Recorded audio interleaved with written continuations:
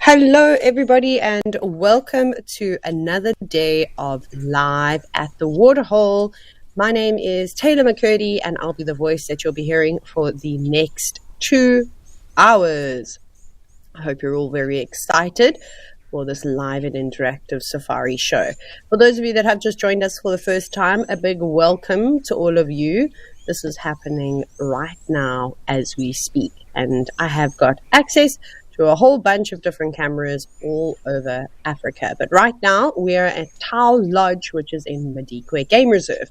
So if you'd like to ask me any questions, it's quite simple. All you have to do is head on over to YouTube. If that's the way that you're watching, you can chat away on the live chat, or you can also use X/Twitter. Just remember to hashtag WildEarth at the end of your question. Otherwise, we won't see it. But it looks like quite a spectacular day today, starting off with elephant bulls all submerging themselves in the murky waters outside Tau Lodge.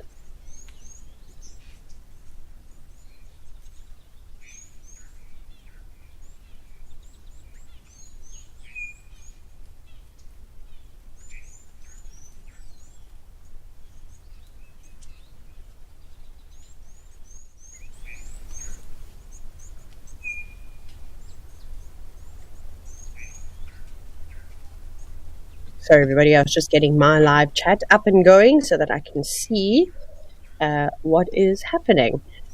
Looks like there's some more elephants coming in. Of course, the wildebeest are just standing around in the open, getting covered in dust by that little dust devil that swirled on by. And an African spoonbill making the most of the elephants in the water, swaying its head vigorously from side to side, hoping to catch something delicious. Elephants, you're just having a good old time. And yesterday, the last couple of days, we've been talking about animals coming down to drink and how difficult it's going to get for those that need to walk out onto the mud to come and drink in some of this water. Obviously, this area is drying up quite a bit, but now you can see just how deep these channels are and why sometimes we don't see the crocodiles. It's because, goodness gracious, it's a couple of feet of water. You can see all the little channels that the elephants have created.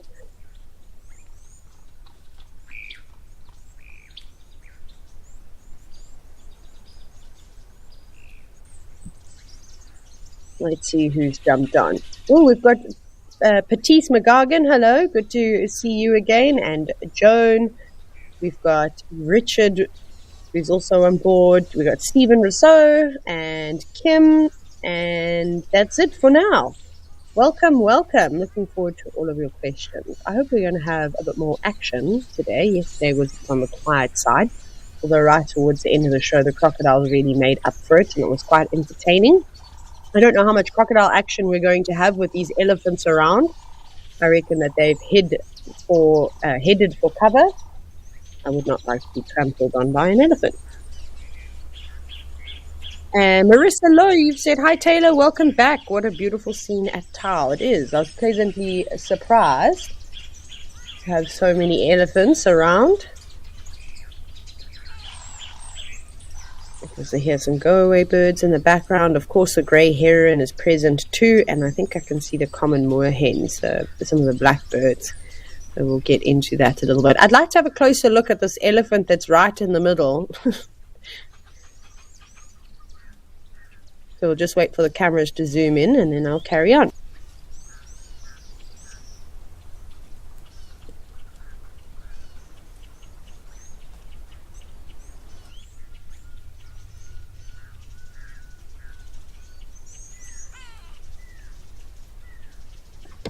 There we go.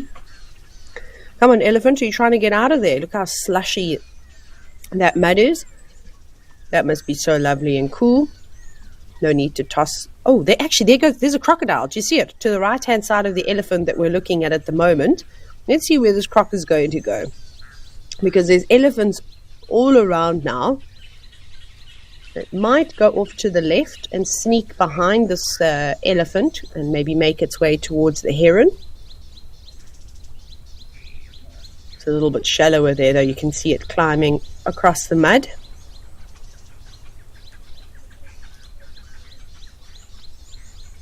that it could find itself in a tricky situation if any of those elephants do react to its presence, because, well, elephants and crocodiles don't particularly like one another.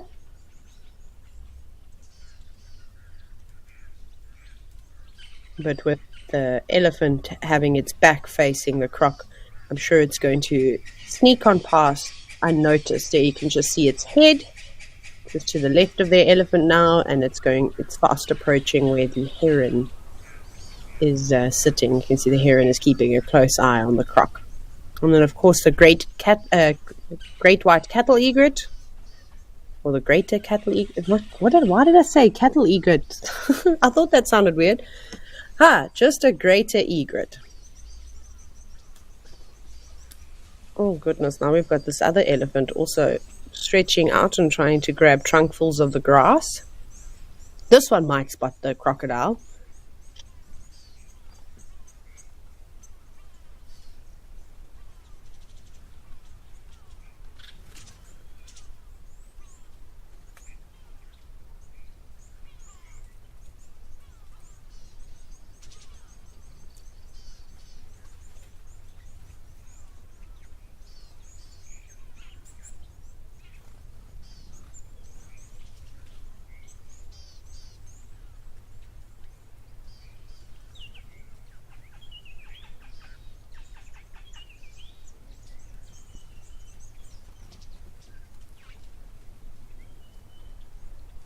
So it's becoming quite a bog now, as all the elephants kind of just, I don't even know, disturb this entire area. And then passion fruit, you've said, how are the crocodiles not affected by the dung and urine of the elephants? Well, it's because the crocodiles breathe air, so they're not actually breathing underneath the water. They're not able to perform something called osmosis, which is how fish, for example, breathe.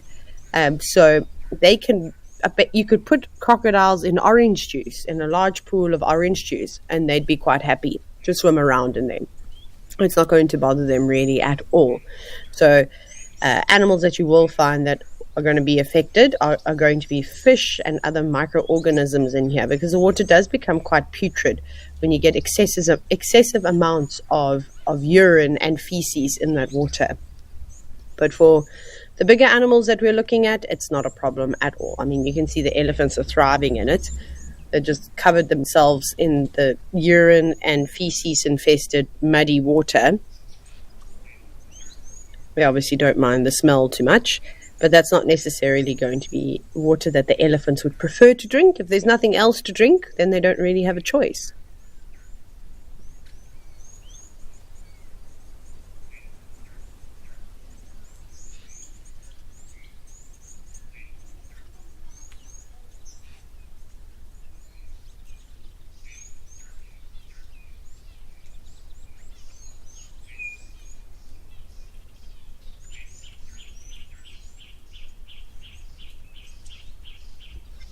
More and more bulls trying to get in on the action. Is it just me, or does it look like there's a little bit more water here than there was yesterday? Or am I just imagining it? Is it just because the elephants have been wading through here? They'll be creating more waterways. I'm sure you saw the elephant on the left was not happy with that egret getting so close, so it's kind of swished its trunk in its direction. I think I might just be going crazy. I think it is just because the elephants have, just created these pathways. And that tiny little blackbird that we see fluttering around every now and then, that's a black crake.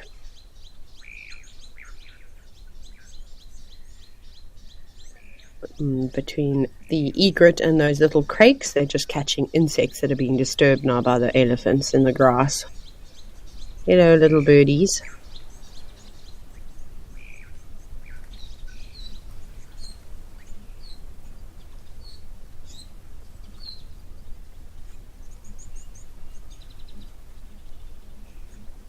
Whoops.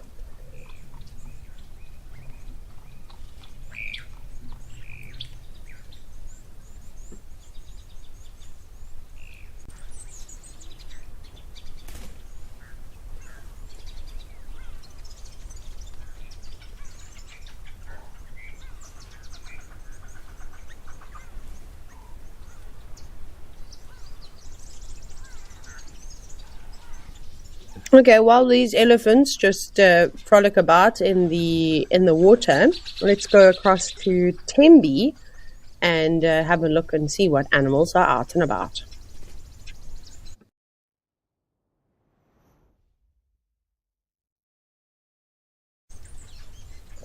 Oh, I thought we were going to be looking at a nyala and some elephants, but not today. Tembi Elephant Park is filled with giraffe. A couple of impala at the background though too, which is quite a nice change of scenery. You can definitely see how this area has had plenty of rain. The water has filled up these water holes quite nicely.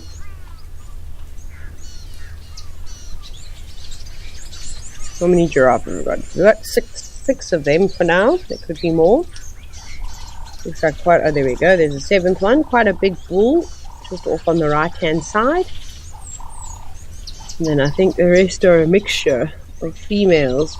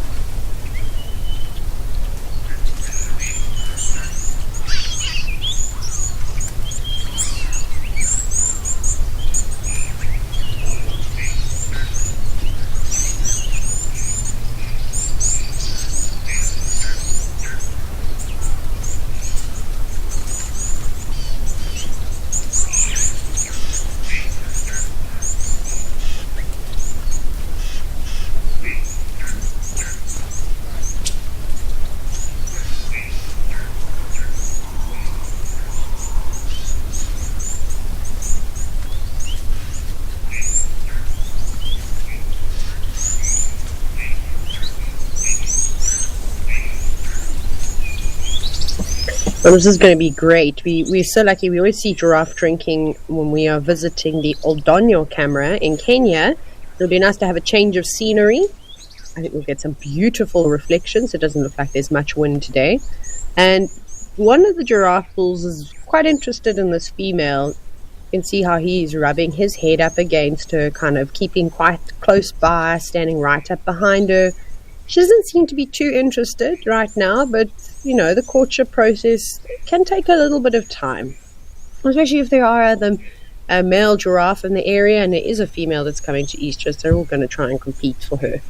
But nothing serious as of yet, but we'll just keep an eye on it. Jungle Jim, you said it's always odd seeing more than one giraffe at a time. Yeah, I mean, I can't tell you exactly how many giraffe I've seen in one place, but in Kenya specifically, you get some unbelievable sightings of, like, you know, 30 or 40 giraffe all standing together. And at Kariga Game Reserve in the Eastern Cape of South Africa too, they've got plenty of giraffe there, so you get some spectacular sightings, big journeys of them, which is really nice. Then I see that the Jive Bunny, you said that you believe that there's a golf course somewhere in South Africa where the giraffe roam. Well, there's a really famous golf course basically in the Kruger National Park. It's near the Skukuza Rest Camp. It's called Skukuza Golf Course.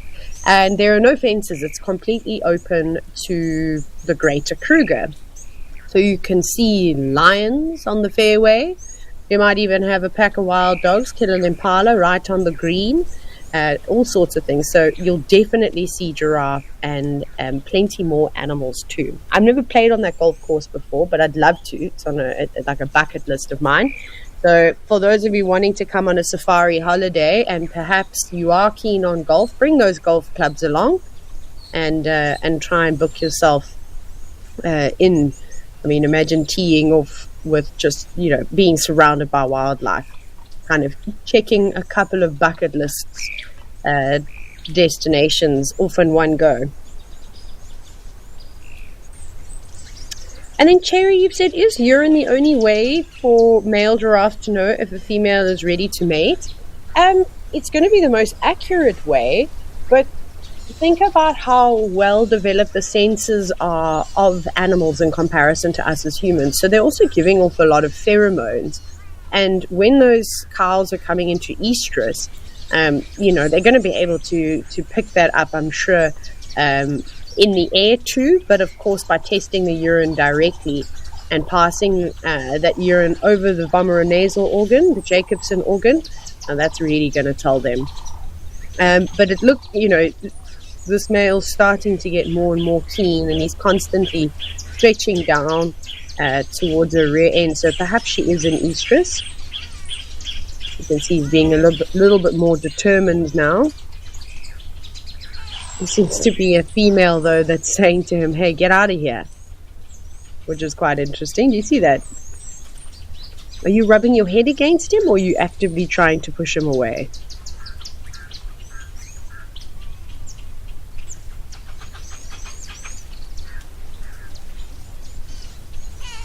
That's quite interesting behavior. So there's definitely a female on the left. Oh, are you walking away now? Let's see if she's going to continue butting her head against that male. It's not something that we typically see. We normally see the males fighting with one another to compete for females.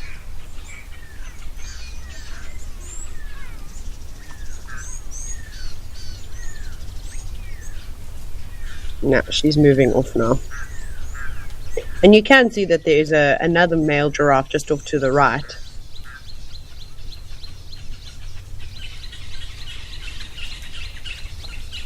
So he doesn't seem to be too interested in that female.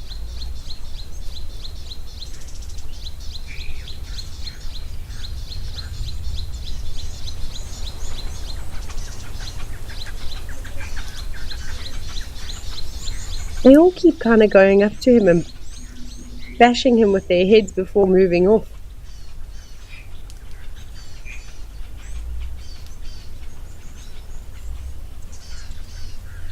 You can see him. He's trying to entice the female by kind of rubbing up against her. He looked like he wanted to try and mount her. Well, it's not an easy process for the males to be able to mount the females, especially if they don't stand still. They're awkward enough as is.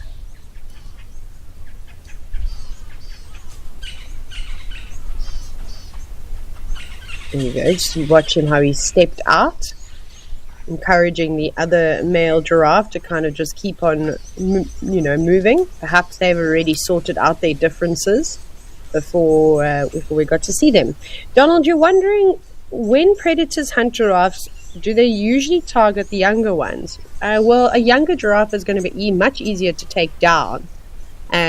So yes, however, predators will also hunt fully grown giraffe too.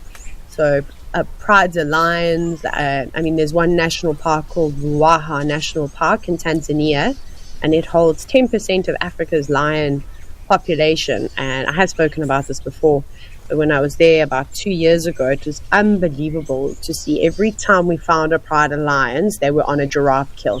So the lions in that area have specialized in catching giraffe.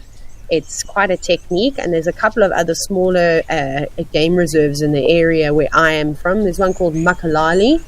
It's about a 45-minute drive from Hoedspruit. The pride of lions there also have specialized in hunting giraffe.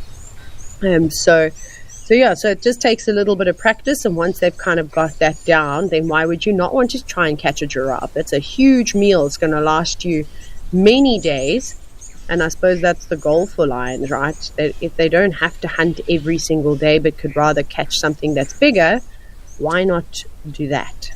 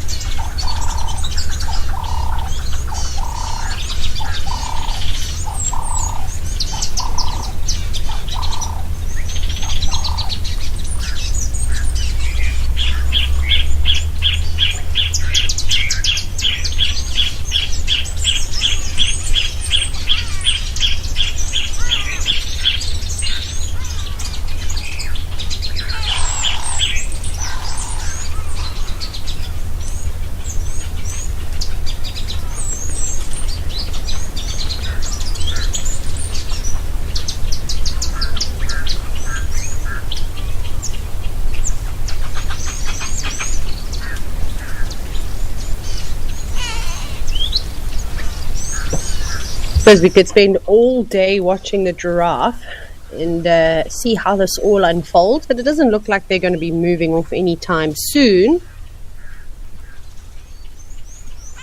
But quite interesting to just see so many giraffe males and females all interacting around one another.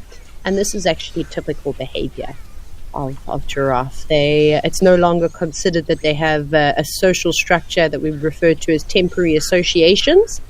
For those of you, if you are guides and you are watching or budding nature enthusiasts, you've got to help me, and we have to stop kind of talking about temporary associations now and move forward. And what I would recommend doing is just doing a bit of research for yourself. You'll see that the most recent research that has come out after years and years of studying, they all talk about giraffes actually having a matriarchal system, which is really interesting. And the same thing goes with the males. They really interact with one another. They're not as unsocial as we think.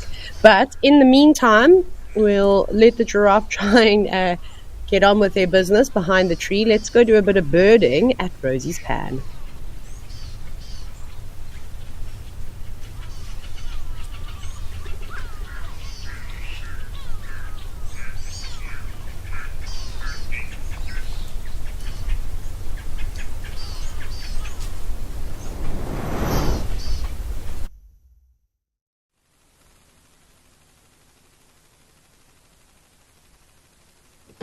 Not much to see at first glance, but if we look down to the rock that's just in the water on the right-hand side, I can already see one bird waiting patiently. It's probably a starling, I think, but we'll have a closer look. But as you know, with Rosie's Pan, anything can happen. We could get a nice big kudu bull coming down to have a drink. Maybe an elephant comes on by. Who knows?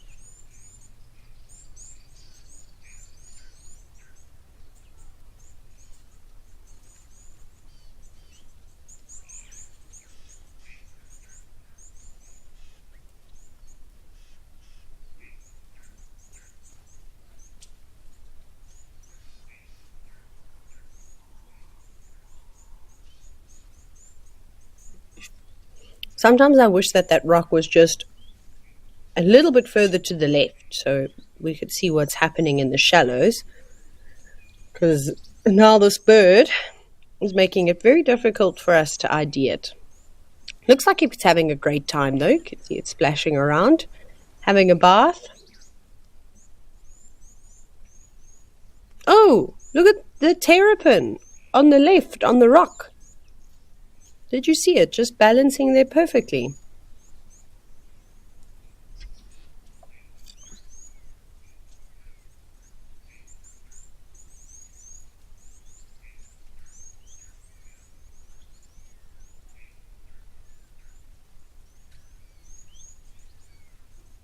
There we go.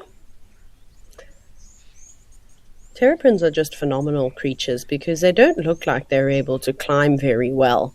But I don't think it would have been too much effort for this terrapin to navigate its way all the way up onto the top of the rock.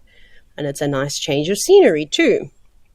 I've yet to see a terrapin sitting on this particular rock, but a perfect place to sunbathe. Now, it's very difficult to tell if it's a marsh or a serrated hinged terrapin, which are the two species we typically see in the low veld. You need to pay close attention to some finer details. But yeah, it's really, really tricky. It's not the easiest thing to do.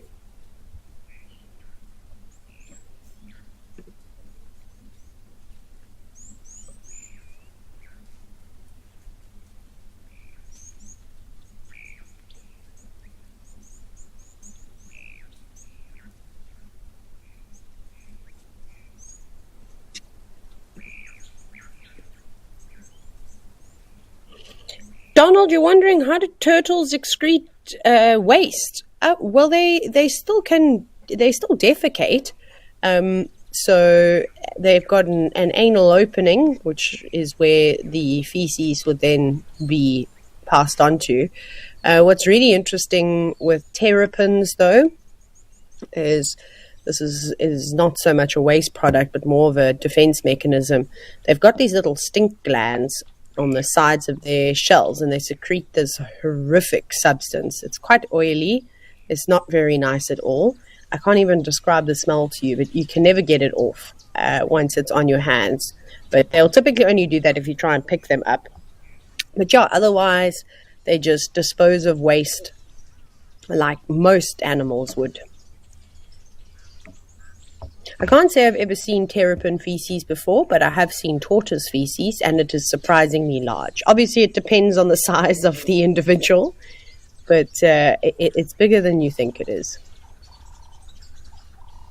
See, I'm looking at this terrapin's head now, but I still can't see the detail that I'm looking for to be able to tell if it's a marsh or a serrated hinge terrapin.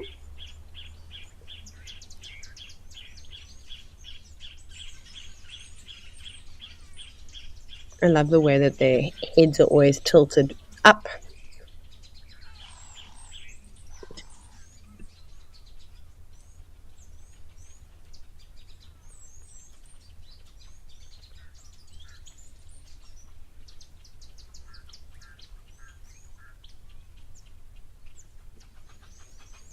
And it's a pity, you might be able to see how long their claws are as well. If we could get another terrapin to come here and climb up on top of this one, that would be great. It's always quite something special to see. The most terrapins I've ever seen stacked on top of one another was about 4 of them. And Tom, you said just looking at this terrapin is making your neck sore. I know, I was also just thinking the same thing. Imagine having to sit like that. But I suppose that they're used to it.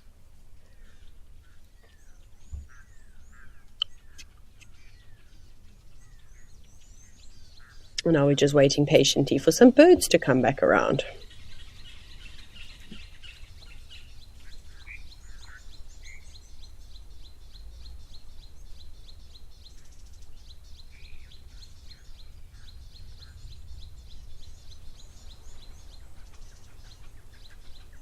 And Deshaun, you're wondering, what do those terrapins eat? They eat a couple of different things. They'll eat insects.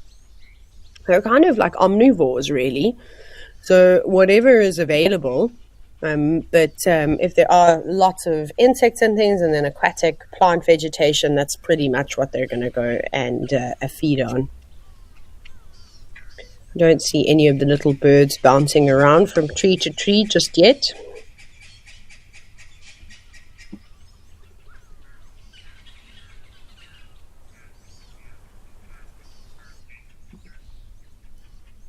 And Ramon, you've asked if there are any lions around. Not that I've seen just yet. I know everybody's chatting away on the YouTube chat about all the lion activity on Juma over the last couple of days, but I haven't seen anything around here yet. But I have a feeling that as we go into winter, these waterholes are going to become quite popular for the predators. So something to look forward to. But we'll keep an eye out. It's not to say that there isn't a lion or a leopard lying in the shade of these trees. I mean, you can just see how thick the vegetation is there. It'll be impossible to see anything.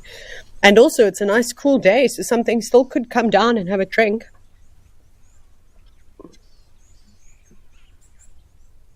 But we'll just scan around the water's edge now and keep an eye out and see if we can see anything.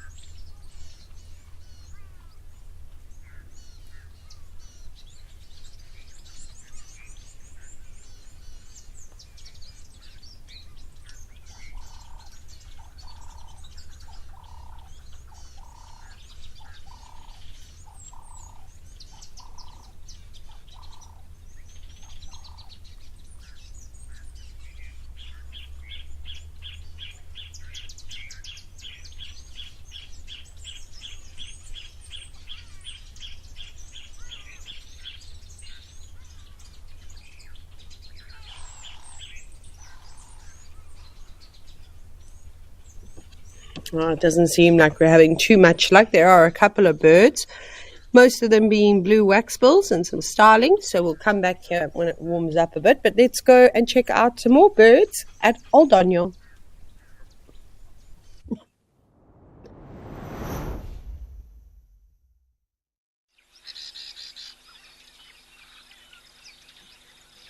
This is a lovely lush change of scenery. We've got helmeted guinea fowl just moving along the water edge. You can see there's lots of dung just on the other side of the waterhole, which is great. So maybe we'll get those guinea fowl kicking some of it open, exposing all sorts of insects, maybe even a couple of seeds.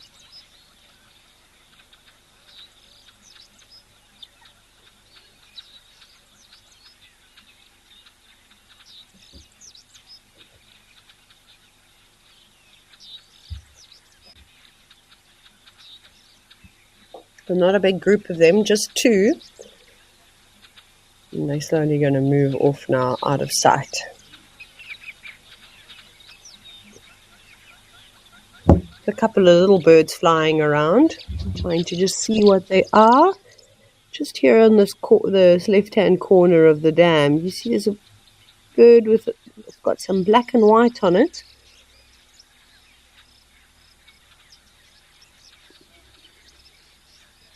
Who are you? Hopefully the camera will zoom in now. There is quite a delay. Black and white, it's got quite a long tail. Now it's just going off to the left again.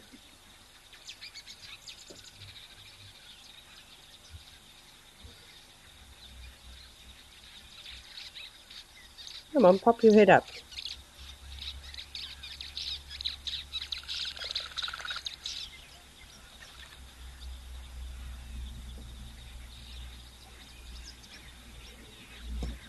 Might have been a pin-tailed wider.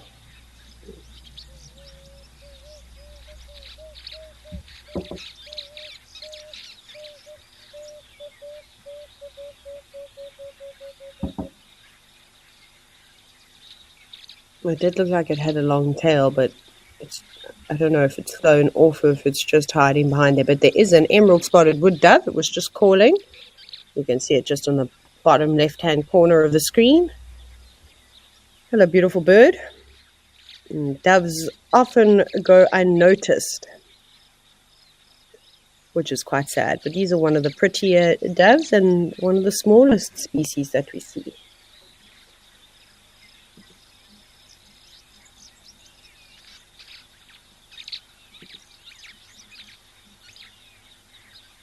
So guys, we'll just kind of follow it and then see what it gets up to. Oh, there we go. It is a pin-tailed wider. There's the bird that I was talking about. Now I can get a much better view. So that's a male. And there were actually two species of widers flying around. Some of you might remember the straw-tailed wider. So it looks fairly similar to the pin-tailed wider. But one of the biggest differences is that its tail is not long and black, but more of a straw, like a yellowish color.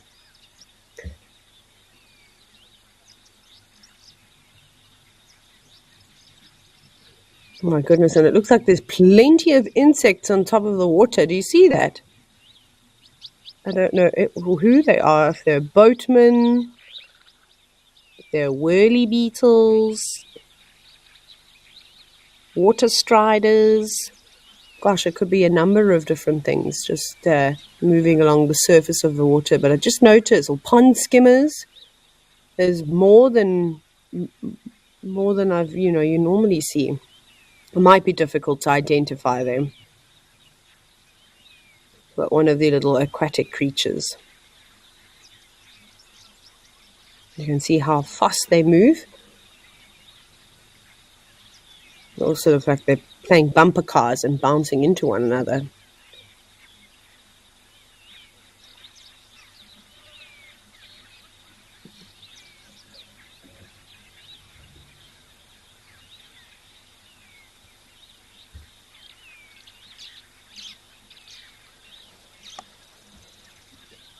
We're going to head up and have a look at some of the trees now, just see if we can find some more birds.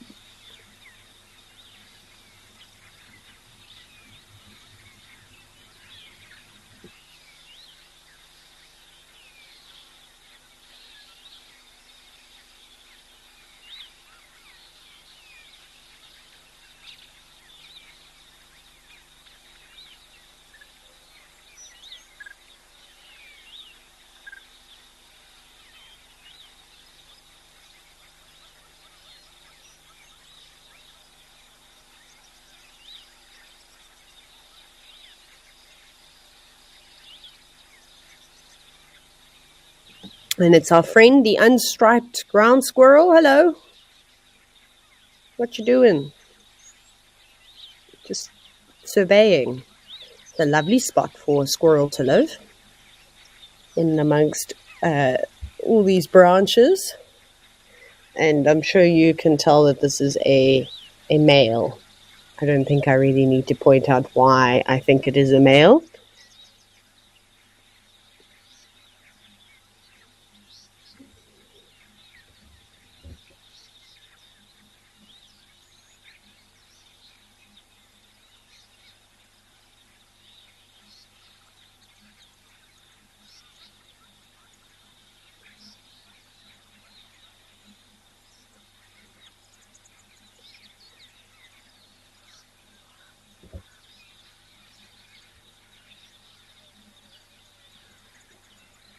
He's kind of sitting, sniffing the air. You can see that nose is working overtime. I'm surprised you aren't out foraging, looking for something to eat. But maybe with there being so much just lots of vegetation around at the moment, it's not necessary to venture too far away from home.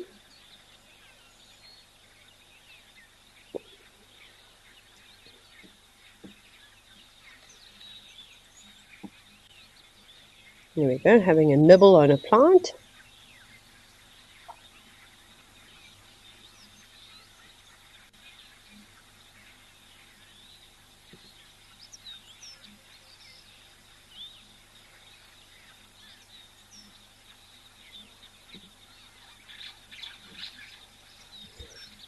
I'm getting lost in the vegetation. A great hiding place too. Hopefully you don't have to stress too much about aerial predators if you've got lots of cover like that squirrel does. But this is the tree that we were going to be heading to, and it looks like the straw-tailed wider that I was telling you about earlier. That's what bird is sitting there, and you can see the tail's nowhere near as beautiful as the pin-tailed wider. You can also hear it calling.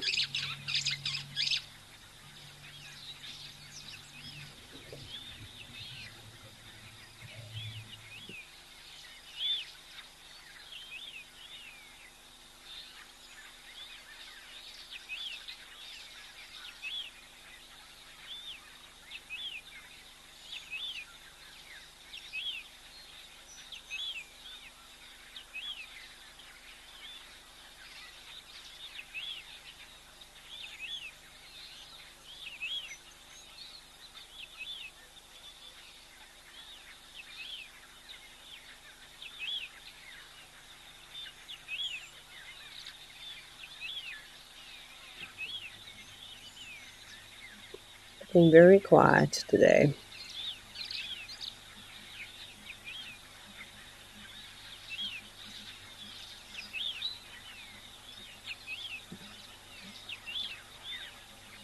So he's just sitting up there, hoping to attract some females, although sitting very still like that and maybe not showcasing your beautiful tail is not going to earn you any girls. Cherry, you've said, isn't it weird that all these different wider species hang around in the same spot? You thought that they would avoid one another. Well, they're not in direct competition with one another, if that makes sense, for females specifically. So it's the reason why they'll be hanging around in a similar space is because it's like the preferred habitat. I mean, widers notoriously like areas where there's lots of grass around. They do predominantly feed on seeds. So one habitat can, of course, accompany a variety of birds. And like I said, the pin-tailed wider that's there is not going to be going after the straw-tailed female widers. So with there being water about too, it's a common place. So it will typically bring animals together. So that could be another reason why we're seeing so many different species all at once. There's food and water.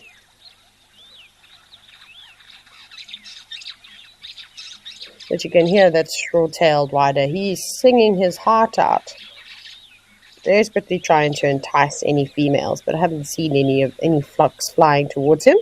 There's another bird in the bottom right-hand corner of the screen, literally right at the bottom, just sitting tucked away. It's very camouflaged. We'll see if we can get a better view of it.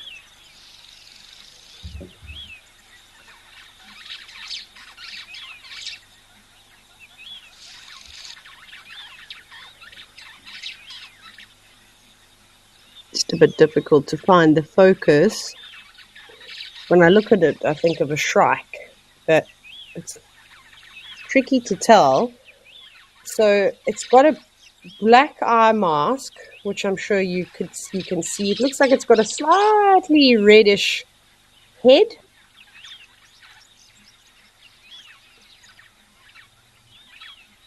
I almost want to say maybe it's something like a red-tailed shrike.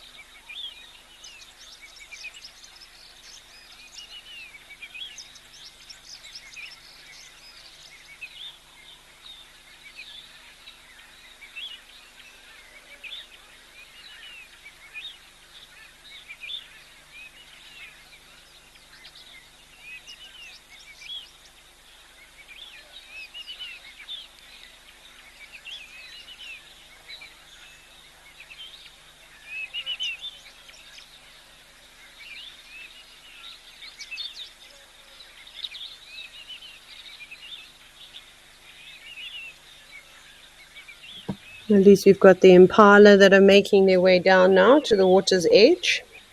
It'll be a good opportunity to have a look. Hopefully there's a big ram here. One of the things I absolutely love about impala in East Africa is just how big their horns are. But we'll wait and see if we get lucky, and then I'll chat a bit more about that. But for the most part, it's just the females with their youngsters. All got their heads down, feeding on all the delicious grass and plants right at the back. And you can constantly see tails wiggling and how they twitch their coats, just to try and alleviate some of those biting flies. You can just see how annoyed they're getting, kicking their legs, shaking their heads, flicking their ears. Imagine spending your entire life doing that all the time. It would drive me insane. That would very much put me in an asylum.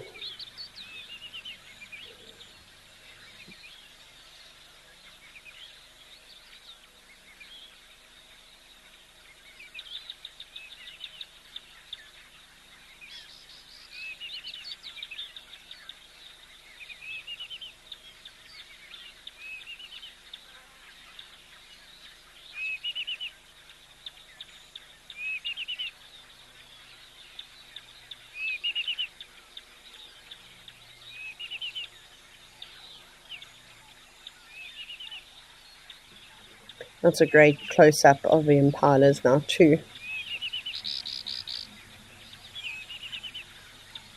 We're so close to them, we might even be able to see some louse flies.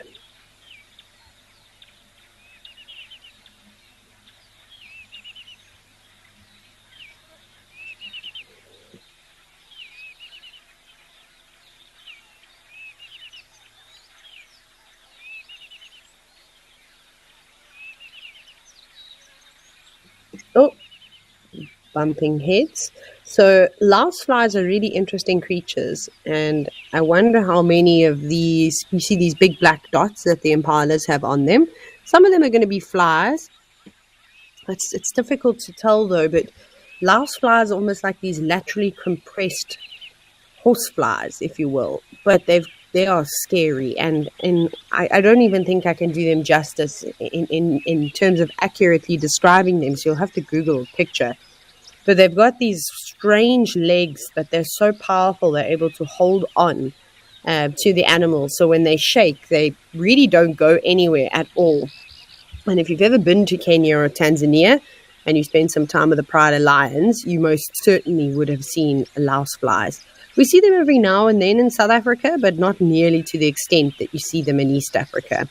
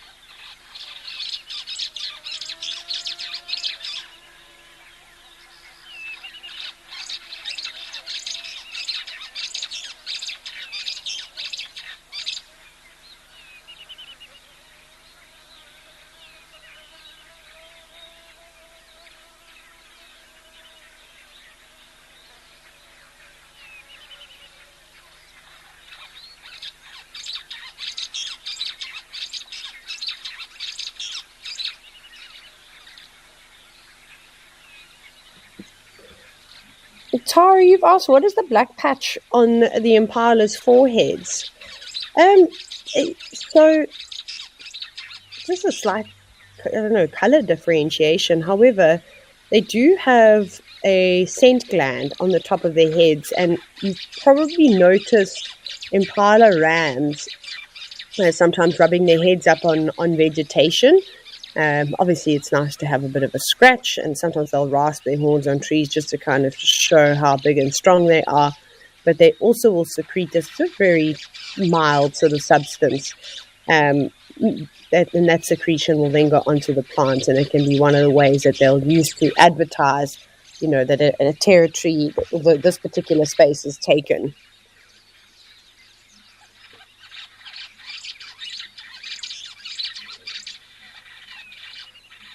The birds are very chirpy today.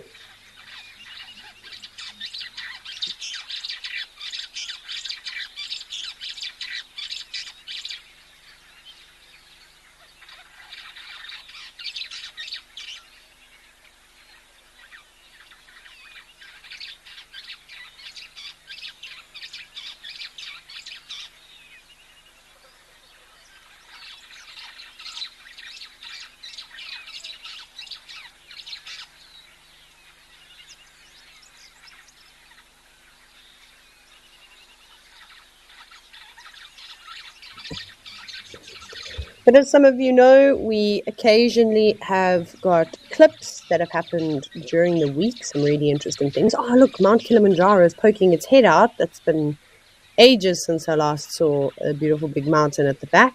But what we're going to do now is we are going to go and watch a clip about a crocodile and a hippo.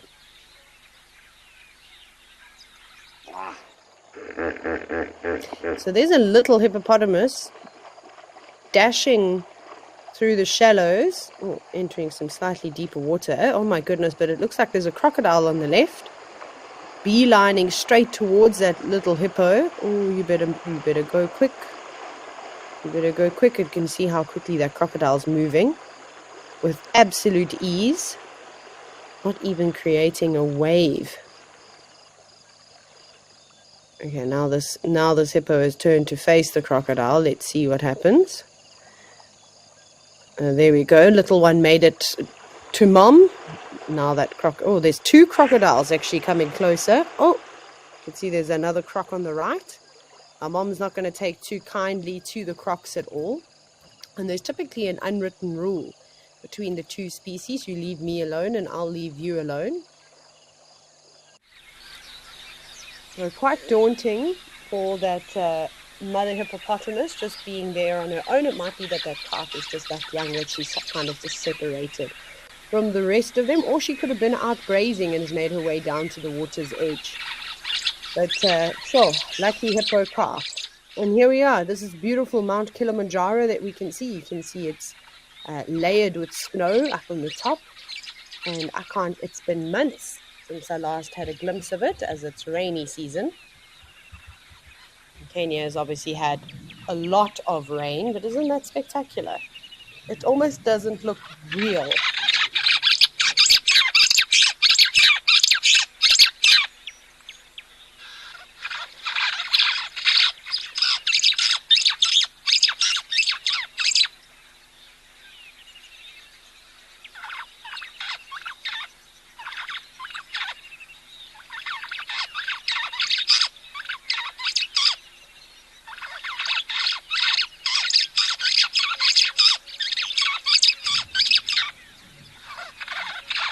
So Africa's largest mountain.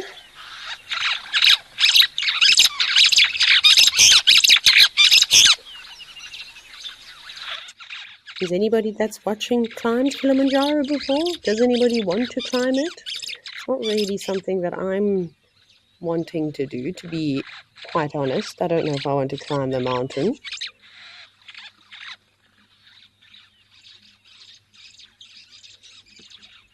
It's still really beautiful to see.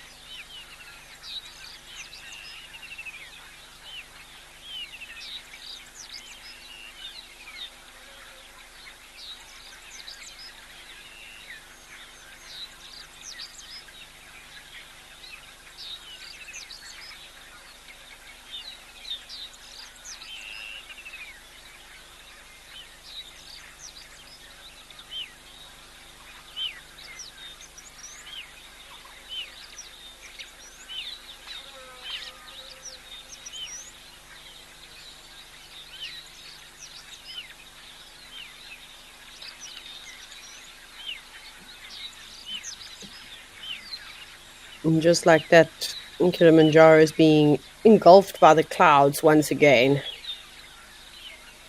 Come on, wildlife, where is everything today?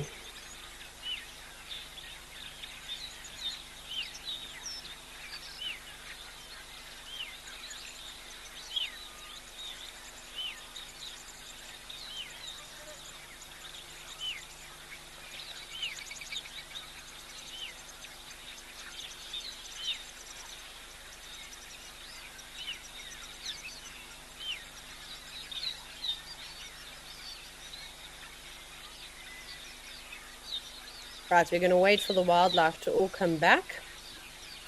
But in the meantime, we're going to go back to Tau because it looks like the crocodile, or at least one of them, is moving around.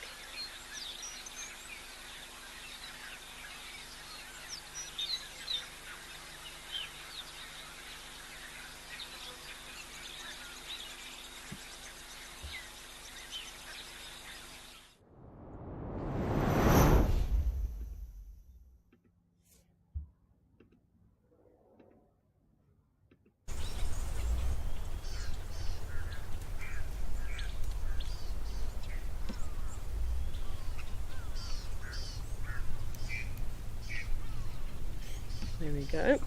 You can see the crocs. Looks like one was emerging from the mud, just about. Maybe trying to find a comfy spot. We'll see. Hopefully we'll get some more action as they're moving around and hunting like they were yesterday. This heron is also fixated on something. How still it is standing. It might be slowly leveraging forward.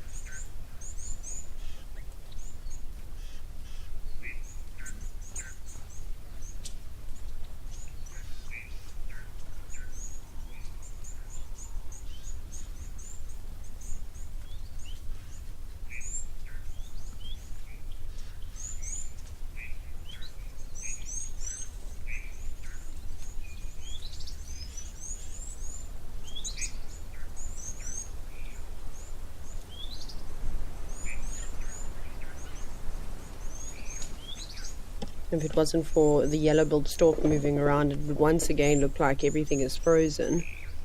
Come on, yellow-billed stork, come feed this side, next to the heron, amongst the crocodiles.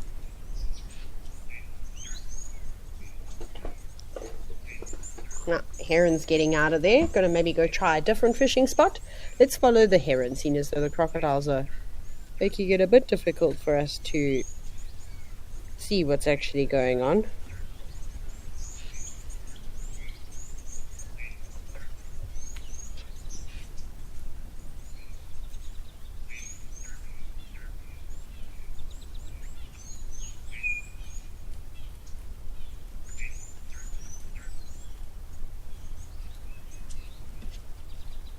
Well, there's the egret, taking the place now of the heron.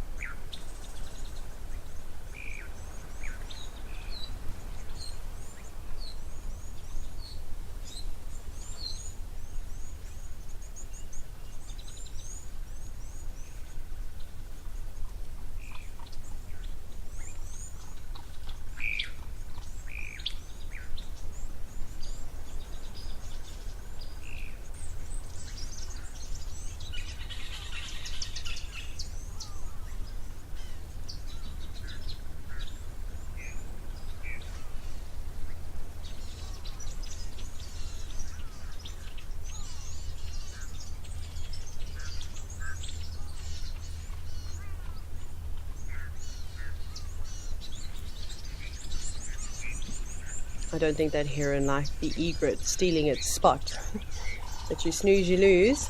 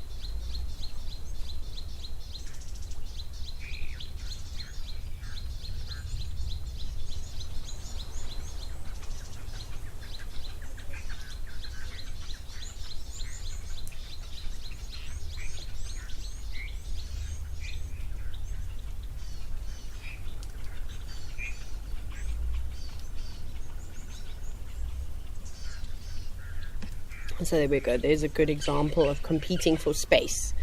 The heron won that one, sending the egret on its way. Although I don't know why they have to fight for feeding grounds. There's plenty of spots open here to do a bit of fishing or frogging.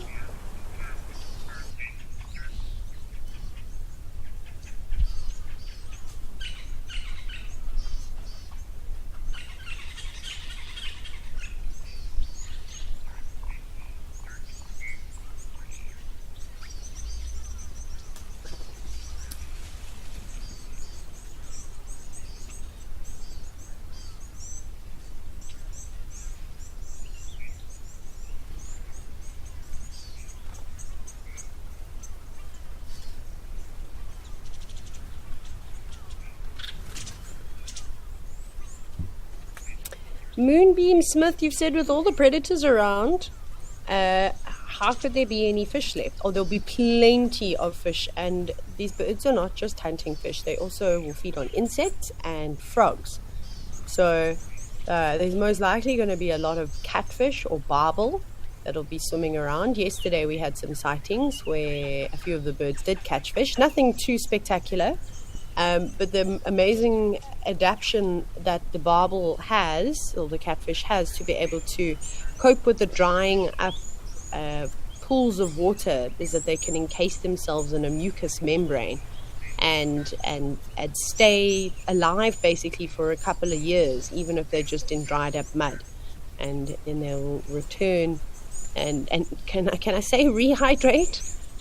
Once the pool's filled with water again. So it really just depends. But there'll also, like I said, there'll be so many different frog species here too.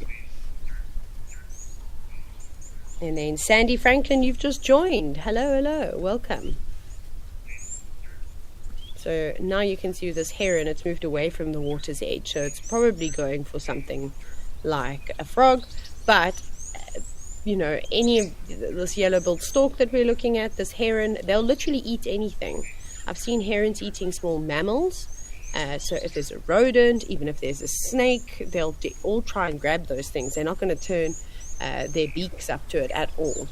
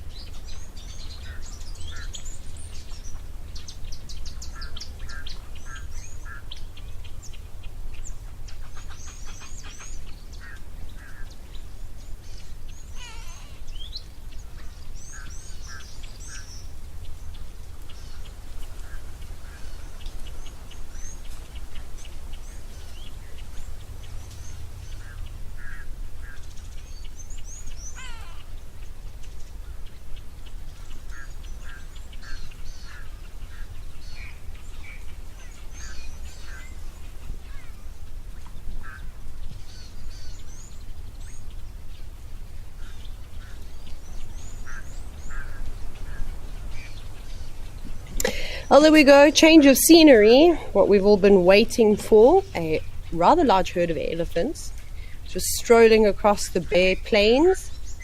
Now, come on, make your way to have a drink. I don't seem to be in any rush as it's not that hot today.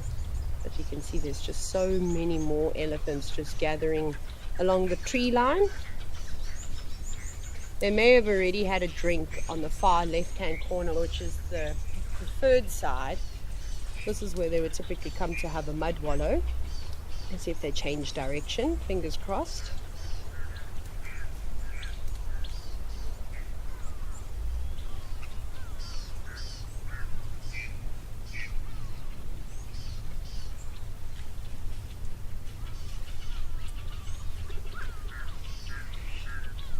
Yeah, it looks like they might maybe just on the other side of this tree make their way down. Mac 23 GLS, you said that's a fantastic large herd of elephants. It is. It really is. Come on, girls, bring the youngsters here. There we go. This cow in front, she looks like she's quite excited to get down and dirty.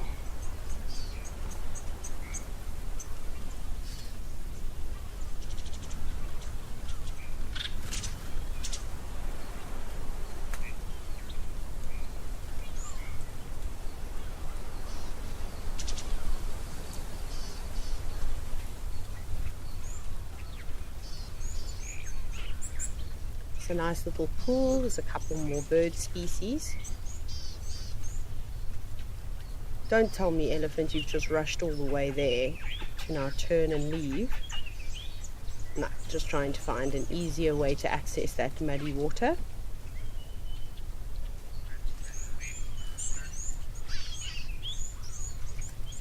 The wildebeest also wanting in on the action.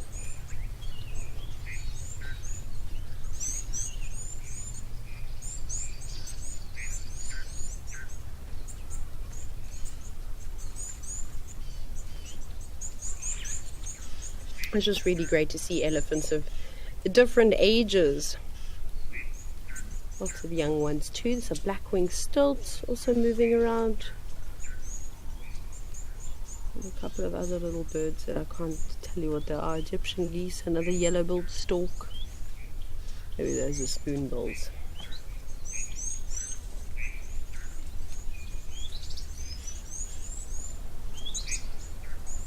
Our little elephant, be careful of how deep that mud's going to get.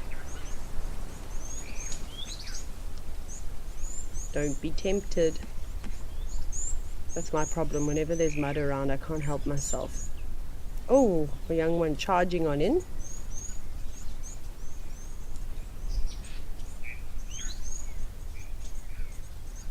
This is where these young elephants are going to learn valuable lessons about how sticky mud can be.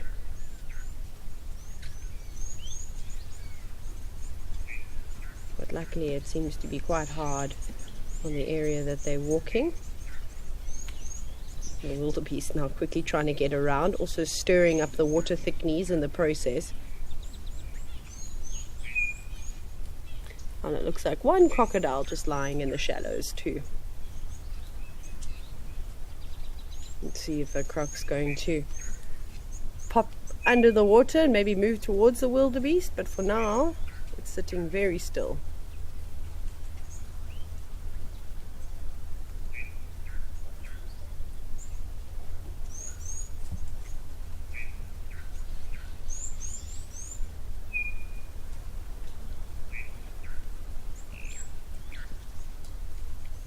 Everybody, and when I say everybody, all the animals are completely oblivious to that croc for the meantime. Whoops, whoops. A little bit deeper than they thought.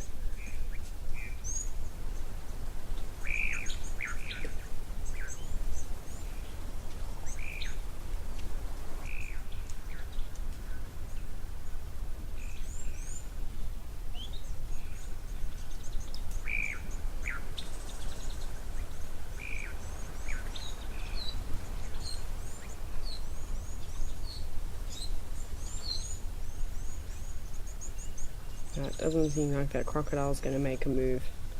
They'll be just content. I think unless when the wildebeest falls on top of it, maybe it will make a move.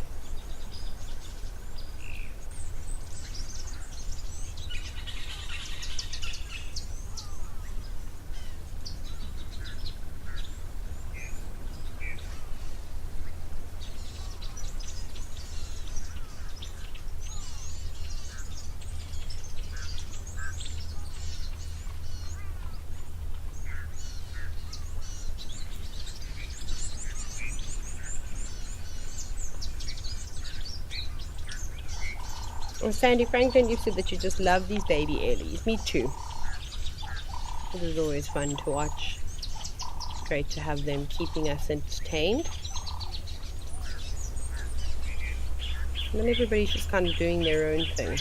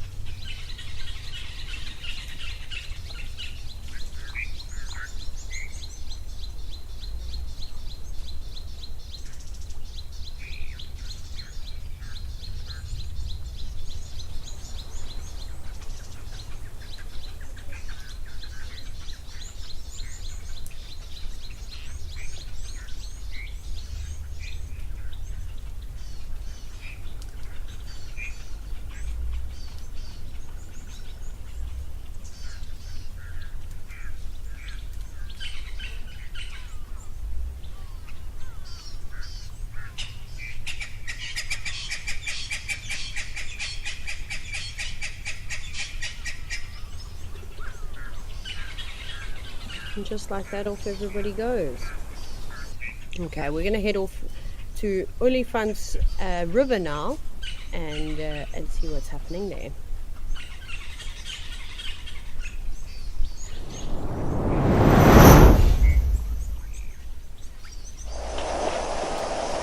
There we go. Always good to hear the sound of the river running quite quickly. And we've got quite a few elephants coming down to have a drink.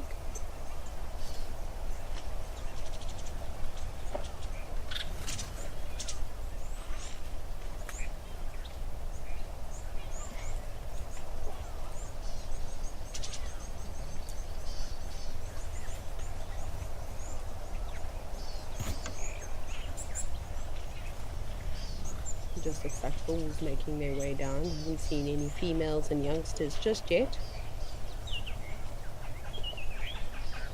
But also after the muddy water, not coming to have a drink just yet. We'll see. Be nice if they do swim out into across the river, maybe to one of the islands. Always fun to watch.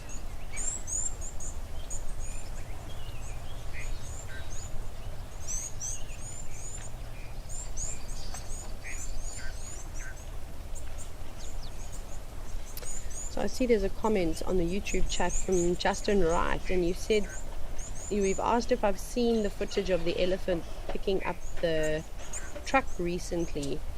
There's been 2 sightings recently of elephants encountering vehicles in a negative fashion.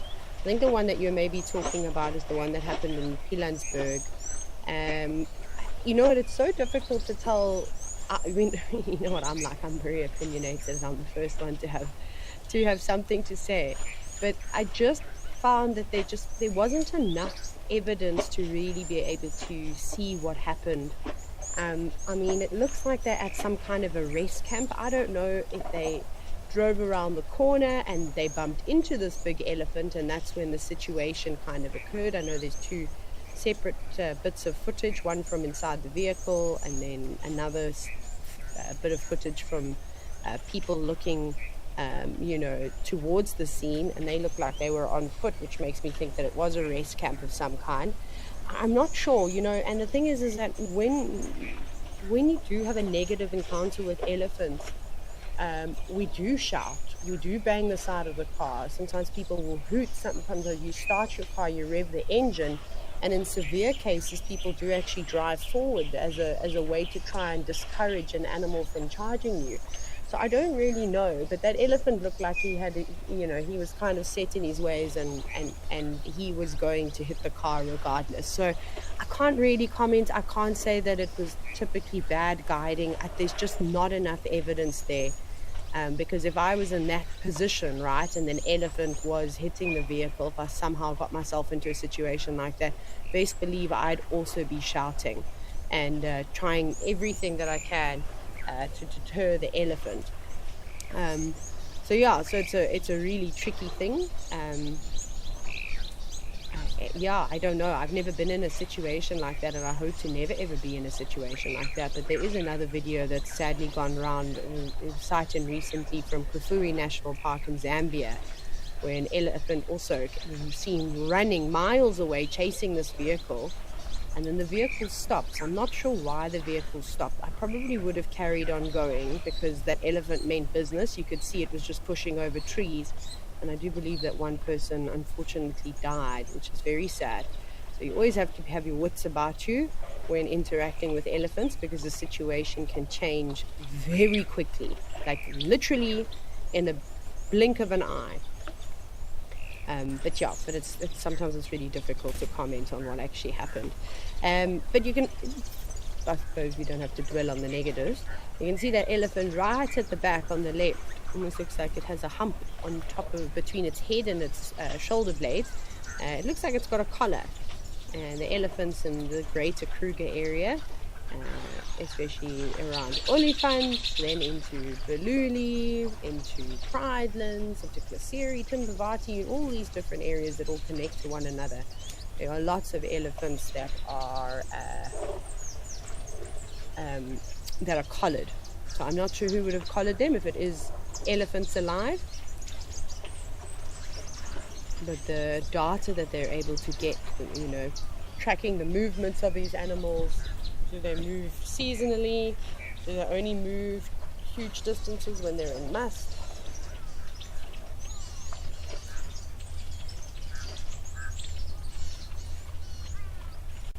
And there's some amazing work that's being done at the moment on tracking collars for animals, because the elephant collar is really heavy.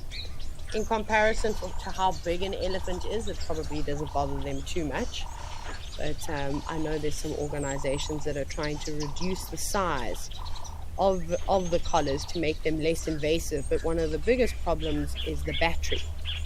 You need a battery that's long lasting, that you don't need to change every single year, because that's quite invasive to have to drive an animal all the time. So I know there's big projects and some great technology that's really going to pioneer and change the way in which tracking devices are, I suppose, the size and the weight of them, which is exciting.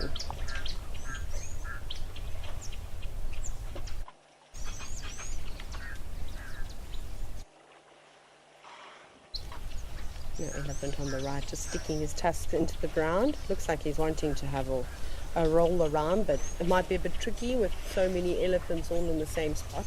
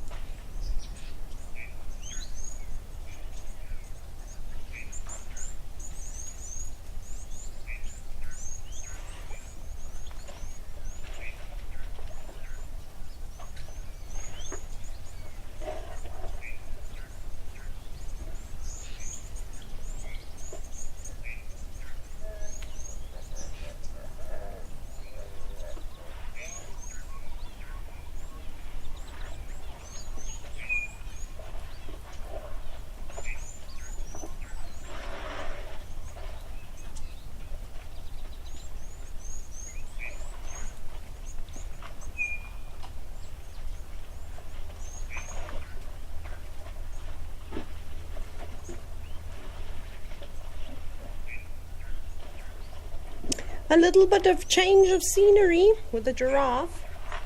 Seems as though the day is filled with giraffe and elephant.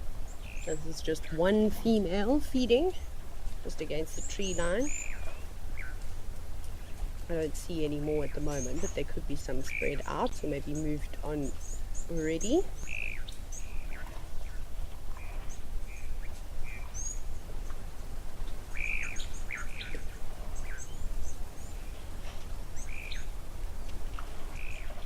And it's looking quite lush along the Olifants River. You can see a little bit of greenery on the short grass. That's just from the bits of rain that we have had. But I don't think it'll stay green for too long, actually. Speaking of, let's check the weather. Oh, there we go. There's another giraffe. That makes more sense. Oh, no, here they all come. So they oh, wow. Ah, typical. So it looks like we're going to have some big rain next week, which is great because I'm going on safari on Saturday, so that's perfect. So we'll get soaked. Wonderful, can't wait. Maybe have to take my poncho with this time round. Soaking soggy safaris. I suppose I haven't had one of those in a while. Might as well get exposed to all the elements. The last safari I was on, we had dust storms, which was great. I suppose we can change it up a little bit.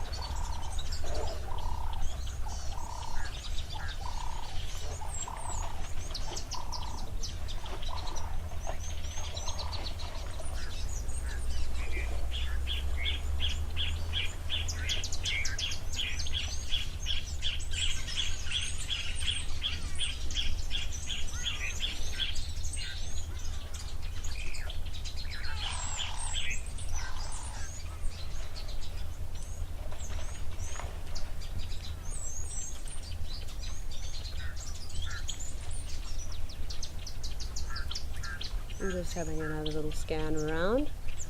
Hello, giraffe. Oh, also being chased by a male. That seems to be the theme of the day. Off you go, girl. And again, not interested in the male. You can see ears flat back. So that's a way to tell the kind of mood that she's in. But she actually looks like she might be pregnant. It's rather round around the midsection. Do you see that? She's bulging a bit. She's going to get a big kick to the face. She's clearly not impressed or interested in him in any way. Yeah, she's definitely pregnant. Look at that. So it could just be that she's giving off a whole bunch of hormones and he is misinterpreting them.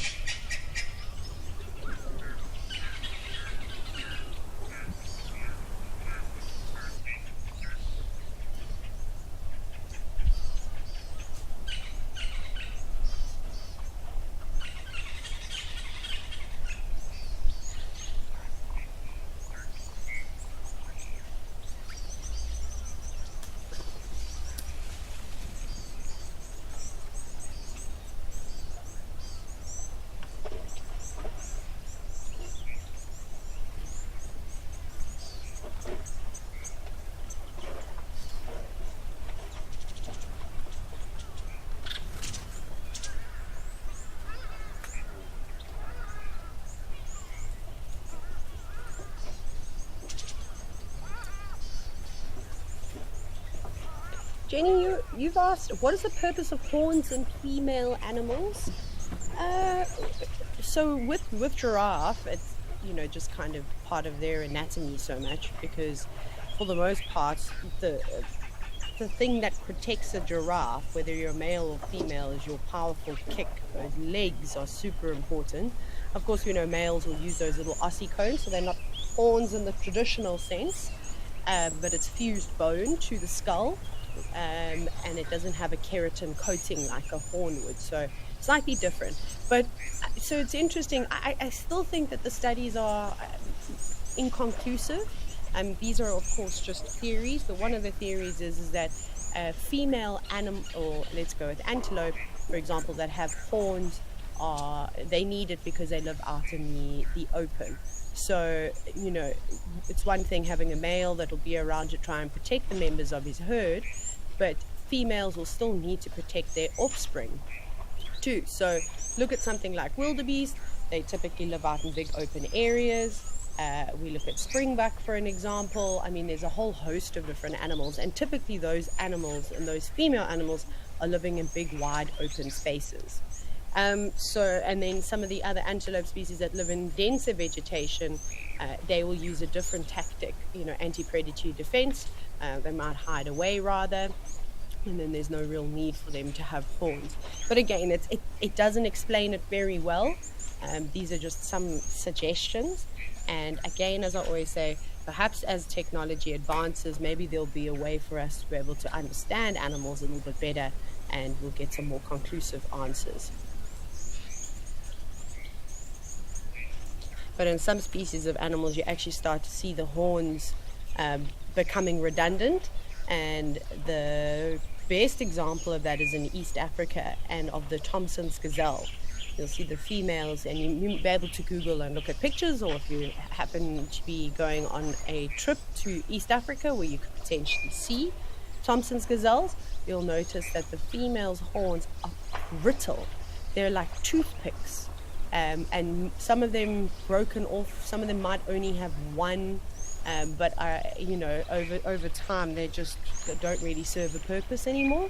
So it's almost like evolutionary leftovers, and perhaps in hundreds of thousands of years' time, the Thompson's gazelle, the females won't have any horns at all, but it looks like it's going that way.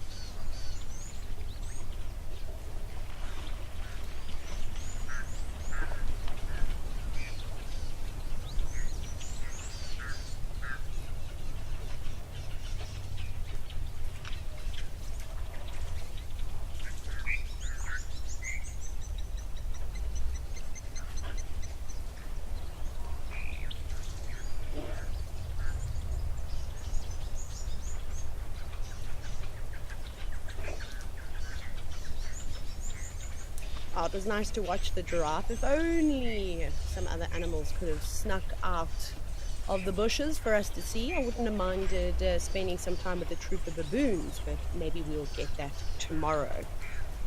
What would you prefer, yellow baboons at Old Donya, or Chapman baboons along the Olifants River, or maybe even at Djuma? In typical, here go the elephants across the Olifants River. If only you had done this a little while ago, because we've only got a few more minutes of the show just left.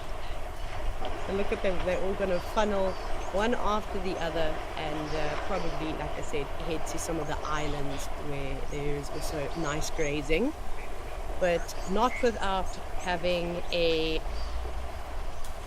drink first.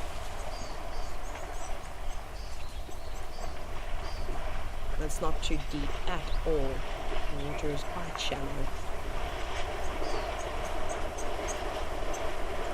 But that will probably change if we get the rain that is forecasted for next week.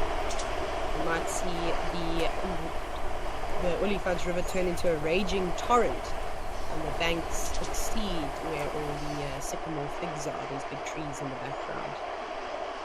Isn't this fantastic? What a great way to end the afternoon. But I hope you all enjoyed another day of Live at the Waterhole. I'll see you all tomorrow. Until then, enjoy the sunset safari.